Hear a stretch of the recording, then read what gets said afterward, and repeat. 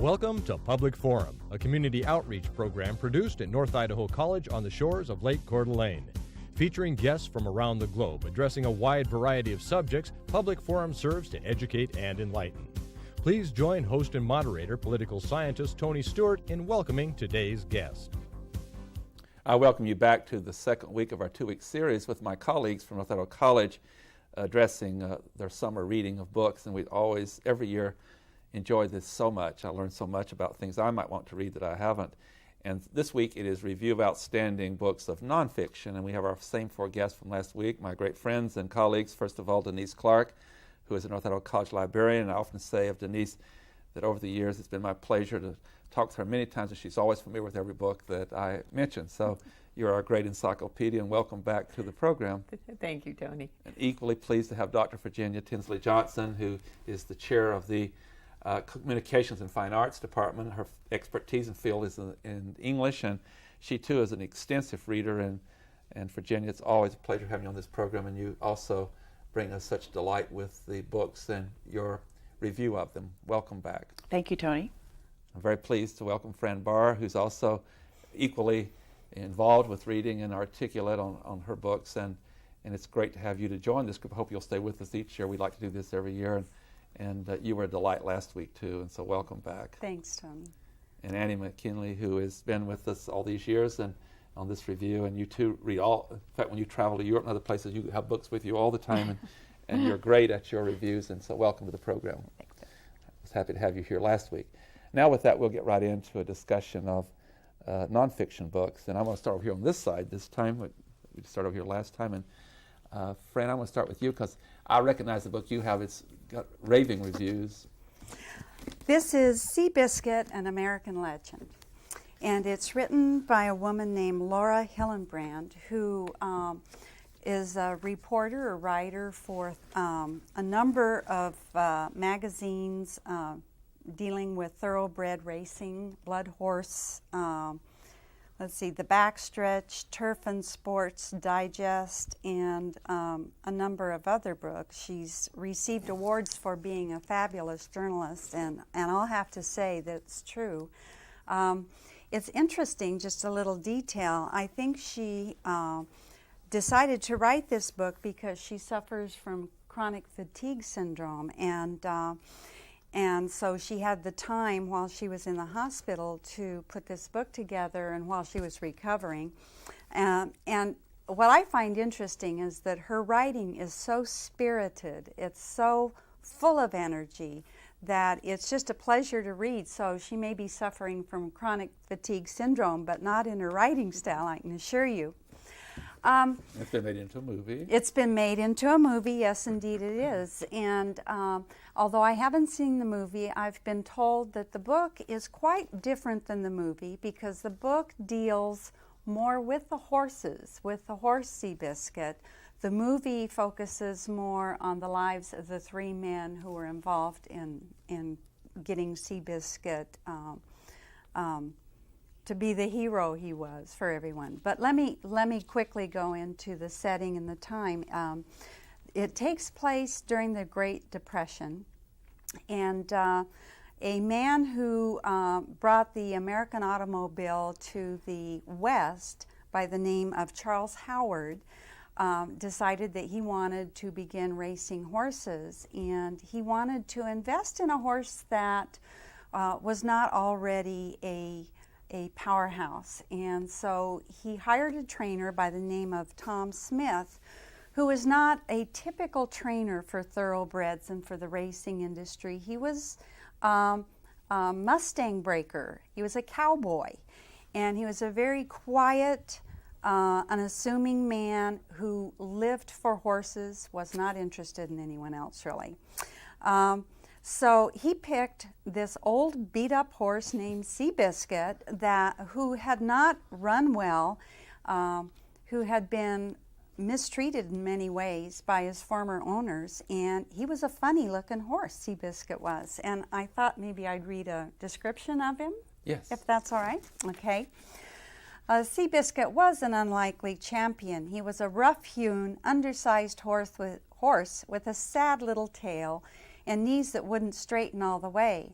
At a gallop, he jabbed one foreleg sideways as if he were swatting flies. For 2 years, he fought his trainers and floundered at the lowest level of racing, misunderstood and mishandled, before his dormant talent was discovered by 3 men. So what happens is Seabiscuit is taken in by Tom Smith, the Mustang breaker, and Tom understands him. And he figures out that Seabiscuit, although he doesn't look fantastic, he has heart. And all you have to do is let him know that there is another horse coming up on his tail, and he will win in spite of everything because he has heart. So, of course, what happens is the people in our country just go nuts because it's during the Depression. And it's kind of a story of a little guy winning over a big guy. It's the East versus the West, the Eastern thoroughbred horses versus the West sort of upstart. And so what happens is Seabiscuit runs against War Admiral, who is the horse, and wins. And if I can say about this, it is one of the best stories, nonfiction stories I've ever read. And if we have time later, perhaps I could read another excerpt. Well, thank you. So well done. Thanks. Annie? Mine are just totally different from Fran's pick there. I brought 2 books with me today in the nonfiction, and both of them kind of pull into my teaching discipline in ways. The first one I'm going to share is The Tipping Point. And The Tipping Point by Malcolm Gladwell.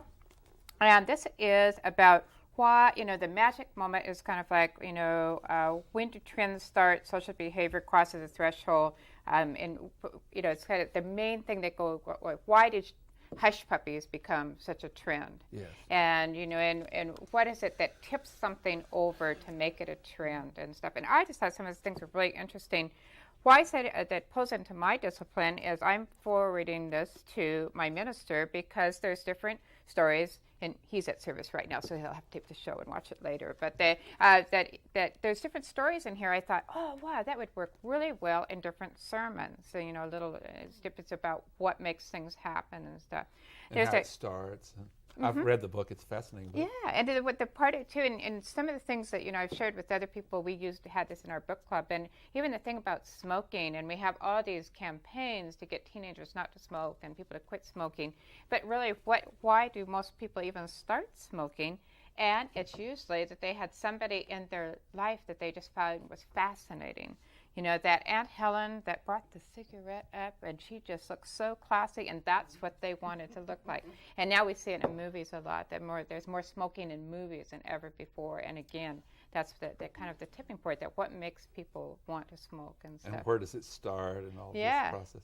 Yeah. So it's interesting. It is. It's just a fascinating one. And you have another one here. And then this other one, too, pulls into one of my disciplines, and you'll kind of try to figure out the real stretch on this one. But this is called The Greatest Experiment Ever Performed on Women, Exploring the Estrogen Myth by Barbara Seaman. And this talks about all about hormone replacement from way back and how estrogen started way back. And why I say it pulls into one of my other disciplines is it talks about how pharmaceutical sales and pharmaceuticals has made so much money from hormone replacement and birth control pills and everything. And the other class I teach is in mass media, and we talk about advertising. And this one to me is a great book too, because it started the history. The estrogen replacement came way back to the Hitler days, and Hitler used to put estrogen in the rhubarb soup to kind of control the prisoners and things, to lessen their sex drive, and of course keep the women from getting pregnant. But also what I say that this pulls into, that makes you really aware of when you see the ads for a particular prescription or whatever, and you flip it over and you see the whole page of fine print, to be very conscious and read the fine print and heed to that. And that's in. So. Thank you. Yeah. And Virginia, we'll come to you for some of your favorite books this summer. Okay, well, Annie gave me a great segue into one of mine, and this is Kim Barnes's Coming of Age in an Unknown Country. Kim is one of my heroines because she and I share a similar past. My father, too, was a logger, and this is her story of growing up in Idaho, particularly in lumber camps, where I spent my summers as well. Not in the same one as hers, but I also had a couple of classy aunts, and I'm going to read a passage about this classy aunt that Kim has. Aunt Bev was only slightly displaced in the winter snow and spring mud than Aunt Dorothy. I also have an Aunt Dorothy. My mother's name is Dorothy, too, so there were two Dorothy Tinsleys. That was fun. Born in Texas, she mixed her own Southern drawl with that of her new Oklahoma relatives, who teased her, as border sharers often do, about her home state allegiances. She was barely 5 feet tall, and even when pregnant, never moved this scale above 100 pounds. Her husband Roland stood over 6 feet, as do all the Barnes brothers. She reminded me of my Barbie dolls, a tiny waist and blonde hair looped and pinned in a fashionable twist. She was the only woman I knew who wore false eyelashes, and she taught her sisters-in-law how to mend a torn nail with cigarette papers and clear polish. My strongest memory of her is shooing me and my cousins out of the door and locking it behind us, ensuring that her newly mopped floors would remain spotless until her husband got home. I see her standing on the threshold in a summer top and tight-knit pants, broom clutched in one hand, the other hand cocked on her hip, enchanting in her blue eyeshadow and pink lipstick. So this is the flavor of this, and her growing up and her religious crisis, being raised in a very fundamentalist church, and then exploring when her family has to move because of the decline in the logging market into Lewiston, Idaho, and encountering drugs and her freedom and so forth. And she's just a remarkable writer. In fact, it says that she was a 1997 Pulitzer Prize finalist, a woman from Idaho. So I was really pleased with that one. How about a second one? Well, the second one, as you see, is brutally mishandled because of all my reading and rereading of this book by Bill Bryson, who is an absolutely hilarious man. And this book is entitled Notes from a Small Island. He has a current interesting book called The Short History of Practically Everything. He has written also a book in my field, The Mother Tongue, which is a history of the English language. This one takes place in England, where he has lived for several years. His wife is English, and he decides that he's going to come back to the United States to live. One of his points, he says, is that he is reading in the newspapers in England that too many Americans are being carried off by aliens, and his people need him. So he then recounts the first time he was in England, and he arrived by boat, and he stumbled around town and found a place to live that was a boarding house, and little did he know that it was a really bad boarding house. He tells us his wife can always find the good places to stay. He inevitably finds the bad ones. So as he thinks about going all around England before he comes back to the United States, he is remembering this boarding house. He gets there and he turns on the TV, and apparently to the wrong channel, because there are people who really want to watch The World of Birds, and he is watching a soap opera. So he is made to feel really guilty about doing this, and here he describes his guilt. In shame, I sipped my tea and nibbled at my biscuit. I had never had tea with milk in it before, or a biscuit of such rock-like cheerlessness. It tasted like something you would give a budgie to strengthen its beak. After a minute, the bald-headed guy leaned close to me and in a confiding whisper said, "You mustn't mind the Colonel. He hasn't been the same since he lost his leg." "Well, I hope for his sake he soon finds it," I replied, hazarding a little sarcasm. The bald-headed guy guffawed at this, and for one terrifying moment I thought he was going to share my little quip with the Colonel and the landlady. But instead he thrust a meaty hand at me and introduced himself. I don't remember his name now, but it was one of those names that only English people have. Colin Crapspray or Bertram Pantyshield or something similarly improbable. I gave a crooked little smile, thinking he must be pulling my leg, and said, "You're kidding." "Not at all," he replied coldly. "Why do you find that amusing? It's just that it's kind of unusual." "Well, you may think so," he said, and turned his attention to the Colonel and the landlady. I realized that I was now and would doubtless forever remain friendless in Dover. That's so fun. I don't know how all these authors have such incredible use of the language. Denise, we'll take a couple from you. Well, I'm going to share this one. I haven't read this one yet. But I started to read it, and I wanted to introduce this to all of those parents out there who have young adolescent males between the ages of 12 and 15 who refuse to pick up a book. And Kris Crutcher just might be the solution to that situation. He's written an autobiography called King of the Mild Frontier. Now, Kris Crutcher lives in Spokane. He was born in Cascade, Idaho, so he's an Idaho boy. He's written about 7 or 8 novels for middle grade students, 7th, 8th, and 9th grades, primarily young men, his focus. His autobiography, his brother says that this is more of a work of fiction than his novels, which would probably be said of any autobiography any of us would write. But I wanted to read just the first paragraph of this book. It'll give you an idea of the flavor. I grew up riding a rocket. If legendary rocket man Wernher von Braun could have harnessed the power of my meteoric temper, we'd have beaten the Russians into space by a good 6 months. The bits of evidence lay in the wake of my explosive impulsivity, like trailer house pieces behind Hurricane Andrew.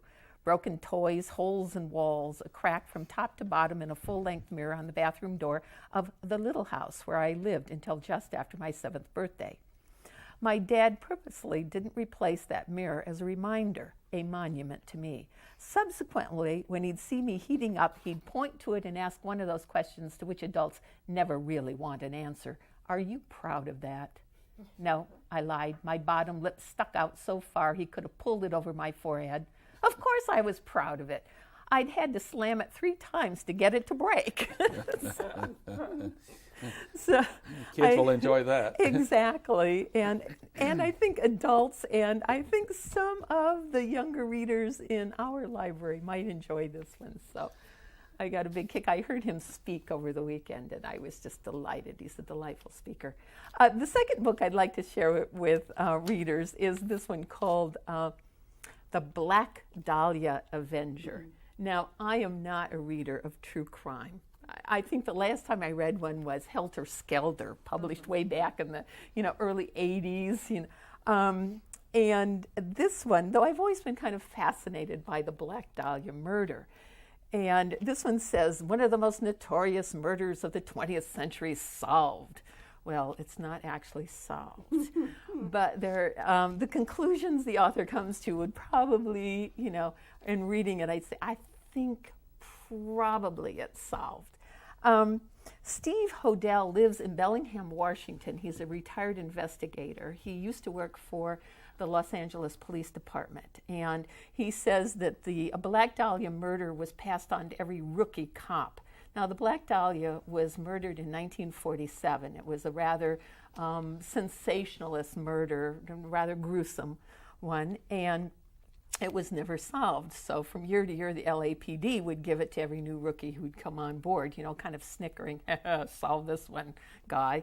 And, well, Stephen Hodel's father was a surgeon in Los Angeles, a friend of some rather wealthy men, a wealthy man himself. He was a gynecologist. He left his family when the boys were very young, when his name was George and when Steve was a very young man. When his father dies, and he's just getting to know his father, he's been separated from him for years. They've had little contact. But when his father dies, he's going through some of the effects that his father's widow gives him, and there is a photograph of a woman, a young woman he recognizes. And the young woman in this photo album is the Black Dahlia. Okay. Now, as Steve is an investigator, he starts to investigate why his father might have a photograph of this woman in his album. And I'm not going to tell you the rest. But it's absolutely gripping. It's not one of those books that's stunningly well written, but it is so fascinating, and that I couldn't put this one down, I have to admit. It's a very large book. Fun read. Yes. This is a fascinating book to read. And I'm going to let you do one more. You have another one there. I have another one I'd like to share with people. This one is called Monster of God by David Kwan. David Kwan is a writer of natural history, and he lives in Montana. This is his newest work. And David Kwan traveled around the world, and he looked at 4 species that are higher on the food chain than human beings. He went to the Carpathian Mountains in Romania to study the black bear, which is the largest bear in the world, except probably the polar bear might be a little bit larger. He went to an Aboriginal community in northern Australia to study saltwater crocodiles. He went to the Bikin River Valley in Russia. It's in the Russian Far East, to study Siberian tigers. And then he went to the Gir Forest in western India to look at the Asiatic lions. Now, all 4 of these species are endangered. They are all predators. They will attack. They will eat people now and then. And he lived with people who live very in close contact with each of these 4 species, who on a daily basis must deal, with, the ravages that these predators incur on their livestock and, on their very lives. But what is so sad about the book is that Kwan comes to the conclusion that in 200 years there will be no lions and tigers and bears, folks. We are, encroaching on their territory as human beings. The human population will absolutely prove devastating to the ability of these creatures to, survive. And so, and he captures, how people are trying desperately to keep them alive and keep terrain for them and preserves for them, but it's probably a losing battle. Thank you. I'm going to have you to also, as we did last week, tell our viewers you're preparing a list of books that we've talked about this week and last week, and maybe some others, and they can go up on our website wherever they're at in Canada or all over the Northwest and view what you prepared. I thank you for doing that, Denise, but let's give them our website, which is www. And the usual, // It's www.nic.edu. HTTP. I think we can do www.nic.edu/public forum. And it'll be there. And there should be a list there. Yes. And then again, last week, someone may want to call you. So, in which case, 208-769-3254. And once again, that's 208-769-3254. And Fran, I know there's another passage in Seabiscuit that you wanted to read. So yes, I did. I saw your eagerness. I could read all day. I just wanted to make a point of what a phenomenon this race was in our cultural history. Seabiscuit got more press than Hitler or FDR in the year 1938, I think it was. And so I'm going to read just a little bit about the actual race and who came. It said, at 3:30, the horses began the long walk down the center of the track to the saddling paddock. War Admiral appeared first, spinning around in a white blanket, yellow ribbons in his tail.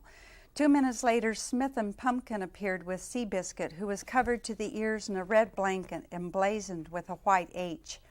30,000 people watched the horses from the grandstand and clubhouse.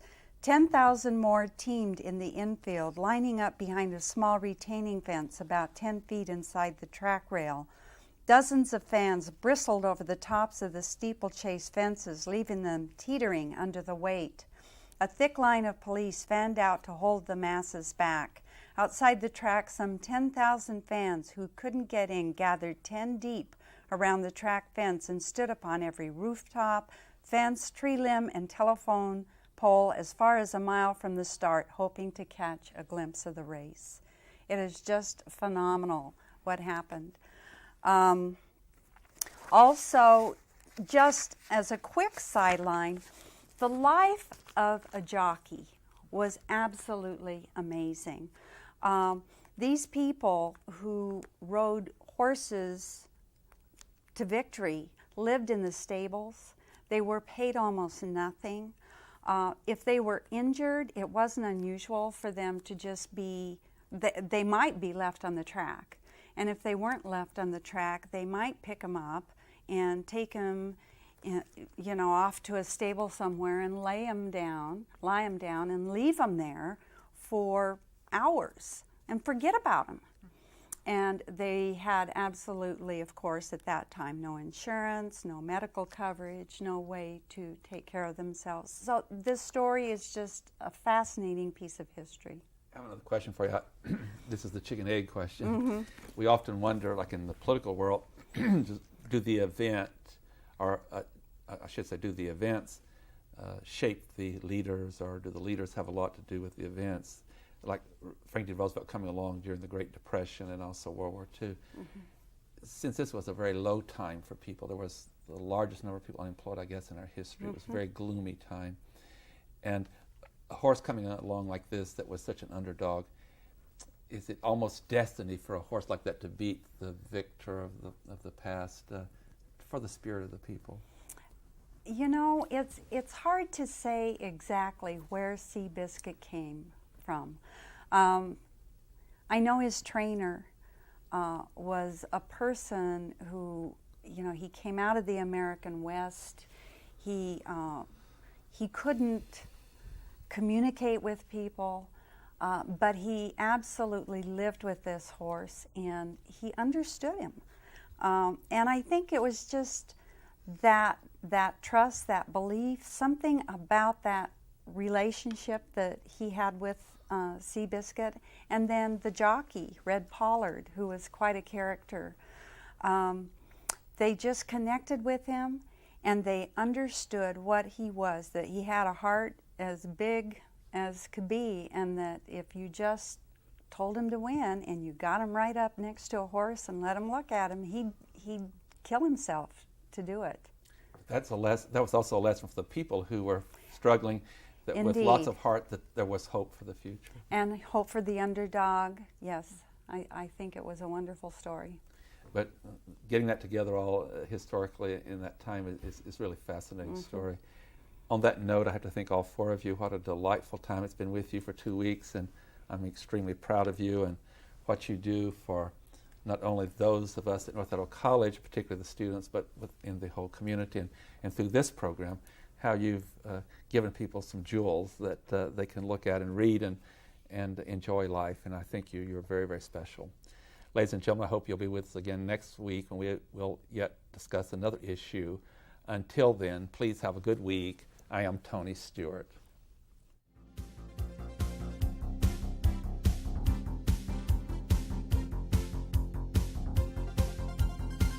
Recorded on the campus of North Idaho College, Public Forum is the longest-running in-house college production on PBS.